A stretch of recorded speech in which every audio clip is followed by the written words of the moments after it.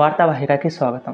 మనం last video చేసాం కదా, free education, free health care అని చెప్పి. దానికైతే మా ఫ్రెండ్స్ నుంచి అయితే మంచి రెస్పాన్స్ వచ్చింది, కంటెంట్ బాగుందని చెప్పి. దానికన్నా మంచి కంటెంట్ ఇవ్వడానికి అయితే నేను ట్రై చేస్తాను ఇక్కడ నుంచి. మీరు కానీ ఛానల్ కొత్త అయితే మాత్రం సబ్స్క్రైబ్ చేసుకొని బెల్ ఐకాన్ కొట్టేసి మీ ఫ్రెండ్స్కి షేర్ చేసేయండి. ఎందుకు ఆలస్యం, వీడియో స్టార్ట్ చేద్దామా? మన భారతదేశంలో తప్ప పక్కన ఏ దేశంలో అయినా కానీ వాళ్ళు చేసే పనికి ఒక వాల్యూ ఉంటుంది.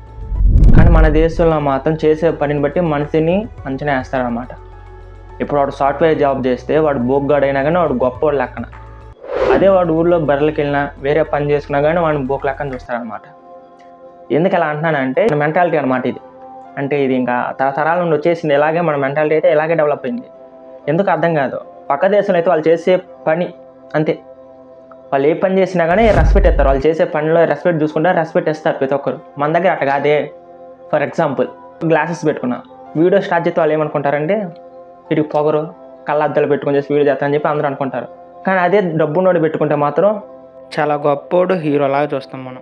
జస్ట్ 100 రూపీస్ ఉంటాయి, ఇద్దరు యూజ్ చేస్తున్న సేమ్ గ్లాసెస్, కాకపోతే చూసే విధానం మారుతుంది. అది మన మైండ్ మెంటాలిటీ అనమాట.